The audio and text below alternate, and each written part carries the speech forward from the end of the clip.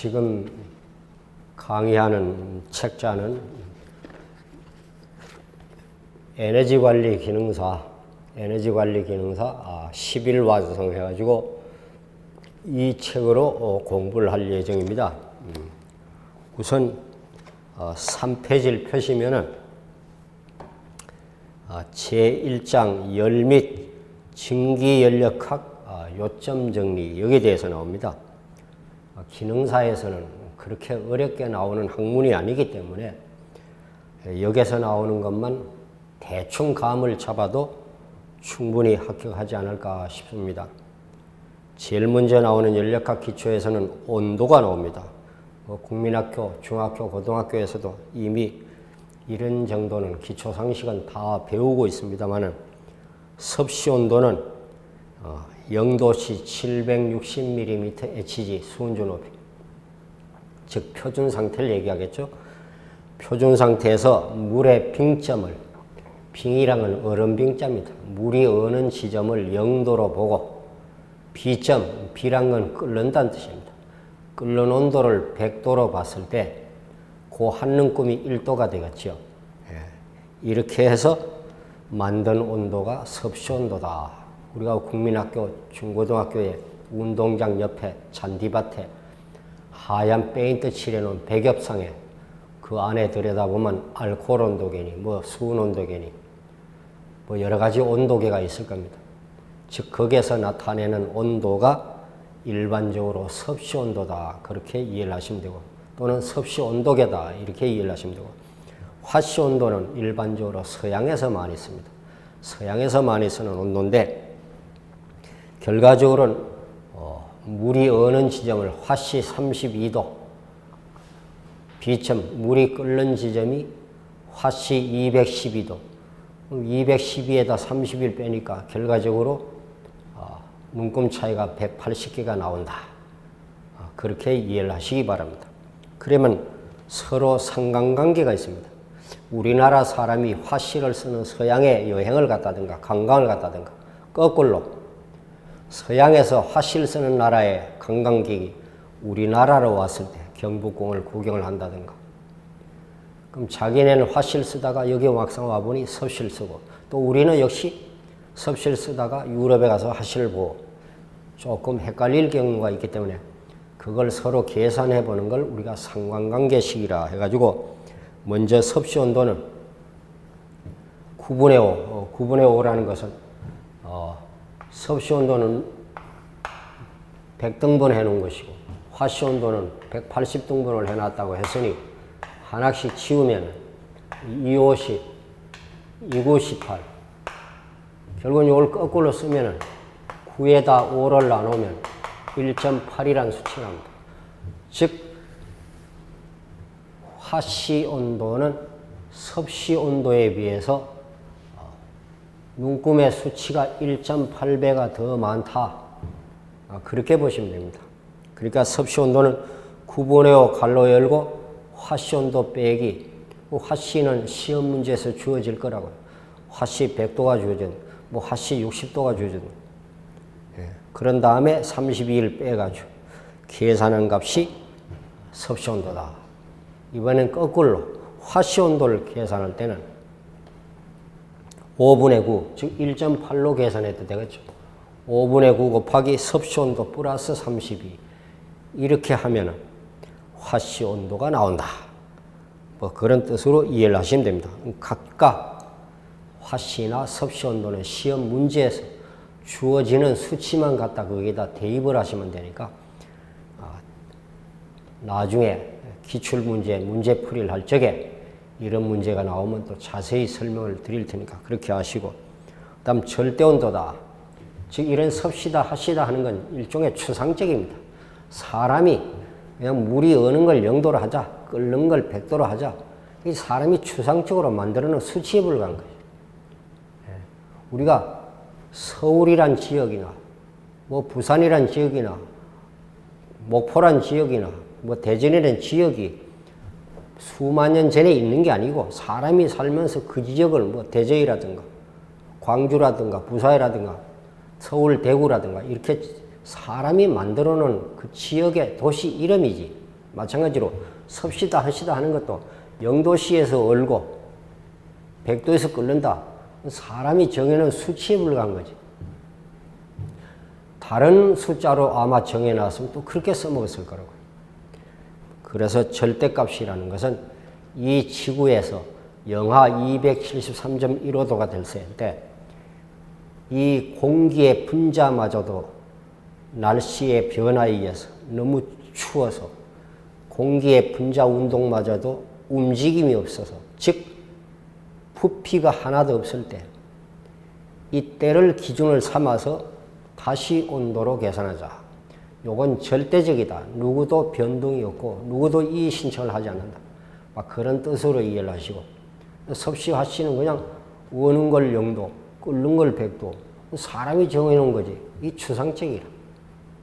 그래서 절대값이라는 걸 만들어 놓고 누구도 변명이 안 되는, 이의 신청이 없는 이런 온도로 계산한 걸 우리가 절대온도로 해서, 섭씨온도의 절대온도는 켈빈의 절대온도라 해서 섭씨온도 플러스 273, 뭐 정확히 따지면 뭐 한 273.15도 나오긴 나오지만 대충 이렇게 보면 간편하니까. 또 랭킨의 절대온도라 해서 화씨온도 플러스 460,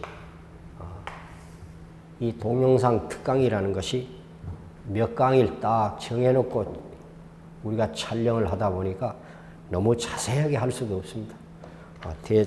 어느 정도 이해가 가는 틀에서 일반적으로 책자는 넘어간다 이렇게 보시면 되고, 그 다음 1-5의 연력학 법칙이 나옵니다. 거기에 영법칙이 나오는데 일명 갈로 안에 열평행의 법칙이라 한다. 열평행의 법칙. 즉 다시 얘기해서 높은 온도의 고온수에다가 다소 낮은 저온수를 뭐 섞었다든가, 또 아주 뜨거운 고체 덩어리가 하나 있는데 온도가 낮은 고체 덩어리를 갖다 붙여놓으면 열이 이동을 합니다. 그래서 언젠가는 온도가 똑같아집니다. 그럼 열 이동이 없어지겠죠. 한쪽에서 높은 온도에서 낮은 쪽으로 열을 계속 주다가 언젠가는 온도가 똑같아지면 열 흐름이 스톱이 됩니다. 서로 같이 평형이 되어버립니다. 이런 걸 열평행의 법칙이다, 또는 연력학 제0법칙이다, 뭐 이렇게도 이해를 하시면 되겠습니다. 그 다음 연력학 제1법칙에서 에너지 보존의 법칙이다. 에너지가 보존되어 있다. 손실이 없다. 현실에서는 얼마든지 손실이 일어나지만 우리가 학문적으로는 손실이 없다는 가정하에서 연력학 제1법칙, 에너지 보존의 법칙에서 이런 열로 전환이 가능하고, 자, 오늘 내가 하루 8시간을 일을 해서 일당을 20만 원 받았습니다. 그럼 내가 올 하루 8시간 일한 값이 일당으로 20만 원입니다. 즉 20만 원이 하루 8시간 일한 값이고 하루 8시간 일한 값이 20만 원이 되고 서로 전환이 가능하다, 그런 뜻입니다. 그러니까 이런 열로, 열은 일로, 또 내가 1시간 일해서 열량이 500kcal 나왔다. 그럼 500kcal가 다시 1시간 일이 되는 겁니다. 서로 전환이 가능하다. 그래서 일의 열당량 1kg을 1m 이동하는데 1kg을 1m 이동하는데 열이 얼마나 소비가 되는가? 427분의 1kcal가 소비가 된다. 그럼 1kg을 2m를 옮겼다. 그럼 427분의 2kcal가 소비가 됐겠지. 예를 들어서. 그런 뜻으로 이해를 하시면 되고, 열의 일당량 1kcal란 열 가지고는 얼마나 일을 할 수 있는가? 427kg가 나가는 무게를 1m를 옮길 수 있는 능력이 됩니다. 그러면 결과적으로는 2kcal이라면 427kg를 2m를 옮길 수 있다는 뜻입니다. 서로 이렇게 일은 열로, 열은 일로 전환이 가능하고 어디로 소비된 것도 아니고 손해본 것도 없고, 그러니까 에너지가 보존되어 있다, 뭐 그런 뜻으로 해서 에너지 보존의 법칙이다, 그런 뜻으로 이해를 하시기 바랍니다. 그 다음 밑에는 일에 대해서 또는 동력에 대해서 마력도 나오고 킬로와트도 나오는데 상식적으로 다 아는 사실로 이런 계산 문제는 뒤쪽에서 문제를 하나하나 설명하면서 기출 문제에서 문제를 풀도록 해보겠습니다. 연력학 제2법칙은 연구기간 제작 불가능 법칙이다 해서 이런 열로 전하기 가능하지만 일을 하면 우리가 땀이 납니다. 마라톤 선수가 가다 땀이 나고 하니까 또 몸에 갈증이 생기고 물도 먹고 그 땀이 난다는 얘기는 일을 하니까 몸에서 열이 쌓이는 겁니다. 그 열이란 건 한 번 나오면 이미 손해보는 겁니다. 우리가 뜨거운 고온이 있다고 잡았을 때 이것이 언젠간 자꾸 열 손실이 생겨 이렇게. 그러니까 일을 하면은 열이 발생하는데 열을 일로 다시 고치려면 이미 열은 일부 사라져버려요. 사라져버려요. 그래서 우리가 연력학 제2법칙은 현실의 법칙이다. 그래서 일은 열로 바꿀 수 있지만은 교환이 가능하지만 열은 일로 전부 100%는 안 된다. 그래서 우리가 현장에서 파이프를 통해서 뜨거운 온수나 스팀을 보내지만은 보온젤 아무리 많이 잘 설치를 해놔도 결과적으로는 바깥 날씨가 차면 찰수록 영하로 내려가면 내려갈수록 온도가 떨어진다. 그 말은 뭐냐? 자꾸 열 손실이 생긴다는 얘기입니다. 그러니까 일은 열로 전환이 가능하지만 열은 일로 고치려면 이미 현실에서는 어느 정도 손실을 감수한다. 그래서 일반적으로 배관에서 우리가 온수를 보냈을 때 열 손실이 10% 정도를 본다 하는 뜻도 바로 그런 뜻으로 이해를 하시기 바랍니다. 연력학 제3법칙은 절대온도에 이를 수 없는 법칙이다. 즉, 이 지구상에서 공기의 분자가 움직이지 않고 부피가 0이 될 때 일반적으로 영하 273.15도 정도 이렇게 보는데 그냥 평균 그냥 영하 273도 이렇게 보는데 이게 수치적으로 나와 있지만 현실적으로 냉동기나 어떤 걸 가동을 해서 영하 273도를 한번 만들어 보진 못했다. 그런 법칙을 우리가 연력학 제3법칙이라고 얘기를 한다. 뭐 그렇게 이해를 하시면 되겠습니다.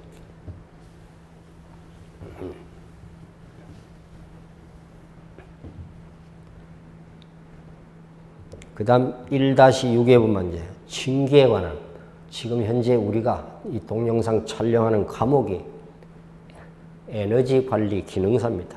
그러니까 이 에너지 관리 기능사에서 보편적으로 많이 나누는 기기 중에 하나가 산업용 보일러입니다. 이 산업용 보일러가 에너지를 너무 많이 사용하기 때문에 특별히 에너지 관리에서는 이 산업용 보일러가 많이 나오고 있습니다. 대한민국 에너지의 46%를 다 소비할 정도로 어마어마하게 많이 사용하는 것이 산업용 보일러고, 물론 가정집에 소규모 베란다에 있는 보일러도 많이 있고 자동차에도 에너지 많이 쓰고 비행기에서 많이 쓰고 하지만은 특히 공장마다 빌딩마다 있는 이 보일러에서 하루에 쓰는 양이 어마어마합니다. 그러면 이 증기는 바로 산업용 보일러에서 나온다는 뜻입니다. 그래서 우리가 어떤 보일러 통에다 화로통짜, 노통을 만들어 놓고 물을 넣고 열을 가하면 여기다 번을 달아서 가스나 기름이나 뭐 석탄이나 좌우지간 연료를 소비해서 불을 피워 제키면 이제 열이 바깥으로 나오면서 이 안에 있는 보일러 수가 온도가 차차차차 올라가다가 언젠가는 이게 끓게 됩니다. 이 끓는 모습을 우리가 비등이라 비등이라. 요 끓는 물을 우리가 포화수랍니다. 포화수. 여기에서 올라오는 증기를 우리가 포화증기라고 합니다. 이 포화증기에는 어차피 이 수면 위에서 증기가 올라오다 보니 수면도 뜨겁고 하다 보니 매우 밀도가 가벼워서 수분이 자꾸 이래 좀 일부 쌓여서 외부로 바깥으로 빠져나가서 배관을 통해서. 그래서 이 건포화증기라는 것은 우리가 건조됐다. 우리가 수건이란다. 머리를 감고 수건으로 건조를 시킵니다. 그 건이란 게 태양 건자, 마를 건자, 하늘 건자입니다. 물기를 없앤다는 뜻입니다. 그러니까 물방울이 하나도 없다고 가면, 수분이 하나도 없다고 가정하고 전부 증기만 있다면 그건 건포화 증기가 되는 것이고, 근데 현실에서는 건포화 증기는 있을 수가 없는 얘기입니다. 일부라도 다 수적 물방울이, 수분이 혼합이 됩니다. 그래서 현실적으로는 습포화 증기가 발생될 수밖에 없다. 즉 수분이 존재한다는 뜻입니다. 근데 만약에 이 수분이 존재한 이 습포화 증기를 끄집어내서 별도의 탱크에 담아놓고 열을 한번 가하면 그 일부 수분이 다시 증발이 돼가지고 다 건조가 될 것입니다. 그런 다음에 온도를 올리는 것을 우리가 과열증기라 한다. 과열증기는 아무데나 있는 게 아니고 화력발전소, 전기를 일으키는 화력발전소 같은데 일반적으로 많이 생산하지, 일반 빌딩이나 공장에서 과열증기를 낼 수 있는 그런 영업장은 별로 많지 않다. 단 과열증기가 온도는 올라갔지만 압력은 변동이 없다. 이렇게 이해를 하시기 바랍니다. 그 다음에 건조도란 용어가 나옵니다. 건조도. 이 증기 속에 수분이 우리가 혼합되어 있는데 이 수분을 제거를 하고 나면 순수한 증기만 나옵니다. 100%가 다 증기로 되어 있다면 건조도를 X기호로 표시를 해서 1로 봅니다. 근데 그런 증기는 없으니까 X값이 0.98이다 하면 나머지 0.02, 즉 2%에 해당하는 만큼은 물방울이, 수분이 혼합되어 있다. 그렇게 이해를 하시면 됩니다. 건조도가 1이기 때문에 1 이상은 없는 것이고, 그 다음 임계온도라는 게 있습니다. 여기에서 물이 점점 온도가 올라가서 약 한 374도가 되면 현재는 증기는 가볍고 물은 다소 무겁고 비중 차이가 나지만 물이 374도가 되면 너무 뜨거워서 밀도가 가벼워져 가지고 증기의 무게나 중량이나 물의 중량이나 똑같아집니다. 이미 한계점에 도달해 버려 갖고 물이 너무 뜨거워서 비중량, 즉 같은 탱크에 똑같은 용적에 증기를 담고 물을 담아도 무게가 똑같아져요. 그 전까지는 증기가 훨씬 가벼워요. 근데 물이 374도, 그때 압력이 책에 있습니다. 225.65kcal 또는 56kcal 뭐 이렇게들 얘기를 하는데, 요걸 우리가 임계온도, 임계압력을 싸잡아서 임계점이란다. 즉 물과 증기의 구별이 없이 물이 즉석에서 증기고 증기가 물이고 온도가 똑같아진 게 아니고 비중량, 같은 탱크에 담았을 때 무게가, 중량이 똑같아지는 지점. 평소에는 증기가 훨씬 가벼워지고 부피도 많이 늘어나고 100도씨의 물이 스팀으로 바뀌면 부피가 1650배로 늘어나요. 그건 저압에서 얘기를 하는 것이고, 임계점 374도가 되면 부피도 같아질 뿐더러 증기와 물에 우리가 차이점이 없이 물이 증기고 증기가 물이고, 이때를 우리가 임계온도, 임계압력, 임계점이란다. 그때는 증발잡열이 0이 된다. 즉 물 자체가 증기니까 증기가 되려고는 잡열, 열이 필요 없다 이 말입니다. 그래서 증발잡열이 0이다. 100도씨일 때는, 물이 100도씨일 때는 100도씨의 증기 1kg이 100도씨의 스팀으로 바뀌려면 버너에서 539kcal를 우리가 투입을 해야, 공급을 해야 100도씨의 물 1kg이 100도씨의 스팀으로 다 바뀌려면 요때는 539라는 열량을 주어야 다 증기로 바뀌는데, 임계점 374도씨에서는 물 자체가 증기가 되어버리니까 이 잡열이 0이 되어버린다. 그런 뜻으로 이해를 하시기 바랍니다. 그 다음 이제 습포화 증기, 건포화 증기는 어느 정도 이해가 갔으리라 보고, 과열증기에 대해서 다시 한번 설명을 하면, 이 습포화 증기를 우리가 별도의 탱크에 담든가 또는 과열기에 담아서 여기서 열을 다시 한번 가하면 이 스푸화 증기 속에 있는 수분이 건조가 돼서 다 언젠간 100% 증기가 돼가지고 그런 상태에서 다시 열을 가면 이제 온도가 올라갑니다. 뭐 보일러에서 나올 때는 100도지만 이 수분이 포함되어 있는 스푸화 증기는 절대 온도가 올라가지 않습니다. 아무리 열을 가해도. 그 수분을 증발시키는데 소비가 되기 때문에.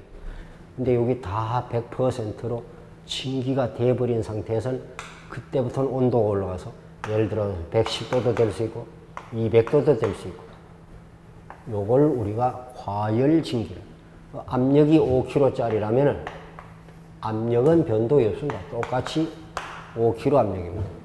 다만 온도만 상승된 걸 우리가 과열 증기라 하고 과열 증기도 무한정 올리는 게 아니고 600도 이상은 올릴 수가 없습니다. 왜? 600도 이상이 되면 그걸 담는 탱크 재질 자체가 강도가 급격히 약해지기 때문에 온도를 무한적으로 올릴 수는 없다. 그렇게 이해를 하시기 바랍니다. 그래서 그 밑에 보면 일반적으로 200에서 한 450도 또는 530도 정도만 사용을 한다. 그 다음 과열도라는 게 나옵니다. 100도C로 공급을 해서 과열을 거쳐서 110도가 됐다면 그 차이가 10도입니다. 10도. 또 200도가 되면 차이가 100도입니다. 요걸 우리가 과열도라고 한다. 그 다음 제일 하부의 증기 건조도에서 증기 건조도 이 포화 증기에서 물방울이 수분이 하나도 섞이지 않았다면 100%가 증기입니다. 그걸 건포화 증기. X가 1입니다. 건조도가 1입니다. 근데 보일러 본체 안에서는 이런 일이 일어날 수가 없습니다. 항상 수분이 좀 휩싸여서 같이 빠져나갑니다. 근데 수분이 많을수록 질이 안 좋은 증기가 되다 보니까 건조도가 높을수록 매우 좋은 질이 좋은 증기다. 이렇게 이해를 하시기 바랍니다. 그 다음에는 1-7이 나옵니다. 1-7이 나오는데 거기에서는 뭐가 나오는가? 현열이 나옵니다. 현열이 나와요. 뭐 그림은 잘 못 그리지만 자 어린 아기를 매일 목욕을 시킵니다. 가정주부가. 그럼 물탱크에 수돗물을 지하수물이든 물을 넣고 가스레인지가 됐든 연탄 화덕이 됐든 열을 가합니다. 처음에 이 빈 용기에 또는 가마솥에 또는 탱크에 우리가 펌프질을 하든 뭘 하든 물을 일단 공급을 해서 만약에 20도씨의 물을 공급했다고 잡읍시다. 근데 애기 목욕을 시키려면은 최소한 50도 정도는 돼야 된다. 50도를 올려야 되겠죠. 결국은 20도에서 50도까지 올려야 되니까 가스레인지에서 우리가 한 30도는 올릴 수 있는 열량을 공급을 해야 됩니다. 그럼 요 안에 물이 얼마 들어있는가? 10kg이 들어있습니다. 그럼 물은 요 온도 1도 올리기 1kcal가 필요합니다. 요걸 물의 비열이라고 합니다. 물은 1kg을 온도 1도인데 반드시 1kcal 열이 소비됩니다. 그걸 우리가 비열이라 해요. 그래서 현열이란 것은 온도가 상승될 때, 즉 10kg이 비열 1 온도차, 원하는 목표치가 50이고 현재 우리가 불을 떼기 전에 가스레인지 틀기 전에 20입니다. 이래서 총 뭐 예를 들어 답이 얼마 나왔다. 이런 값을 우리가 현열이라고 합니다. 즉 어떤 물질을 온도를 상승시키는데 소비되는 열을 우리가 현열이라고 한다. 그런 뜻입니다. 그 다음에는 두 번째 보면 참열에 대해서 나옵니다. 조금 더 자세하게 설명을 드리면 보일러 탱크를 만들어 놓고 화로로자 대롱통자 노통을 만들어 놓고 여기에 번을 설치를 해서 기름이나 가스를 소비해서 결과적으로 열이 물에다 전달되는 겁니다. 그럼 언젠간 물이 끓어서 이걸 비등 상태라고 말씀을 드렸고, 요 끓는 물을 포화수라 그랬습니다. 그럼 예를 들어서 표준 상태에서는 물이 100도씨에 끓는다고 가정을 하고, 요 100도씨의 물 1kg이 100도씨에 스팀이 돼서 나간다고 잡았을 때, 일단 온도는 100도까지 올려놨습니다. 요 1kg의 100도씨의 물을 스팀으로 만들려면 이 노통에서 열을 얼마를 공급해야 되냐 하면 539kcal가 소비가 되어야 됩니다. 요걸 물의 증발 잠열이랍니다. 근데 온도가 높아질수록 110, 120, 130 온도가 높아질수록 잠열은 점점 감소를 하다가 여기 374도가 되면 잠열이 0이 되고 374도 임계점이 되면 물 자체가 너무 온도가 고온이 돼서 즉석에서 스팀으로 바뀌어버리기 때문에 물이 증기가 되었으니까 다시 증기를 만들 일이 없는 거죠. 그러니까 잠열이 0이 됩니다. 그래서 압력을 올리면 포화 온도도 올라가고 거꾸로 잠열은 감소해서 539에서 538, 37, 36 자꾸 이렇게 지다가 임계점이 되면 잠열이 0이 되어버립니다. 그렇게 이해를 하시기 바랍니다. 그 다음 융해잠열이라는 말이 나옵니다. 0도씨 얼음 1kg을 0도씨 물로, 0도씨 얼음은 고체입니다. 요걸 0도씨 물로 액체로 만들려면 1kg당 79.68kcal 열을 줘야 0도씨 얼음이 다 융해가 돼서 0도씨 물로 되는데 그냥 편의상 80kcal로 계산해도 됩니다. 그래서 융해, 녹아버린다. 그런 뜻으로 이해를 하시기 바랍니다. 그 다음 엔탈피라는 게 말입니다. 우리말로는 뭐 마땅한 용어가 없고 그냥 전열량, 그 1kg이 가진 전체 열량, 1kg이 가지고 있는 전체 열량, 그걸 우리가 전열량이라 한대.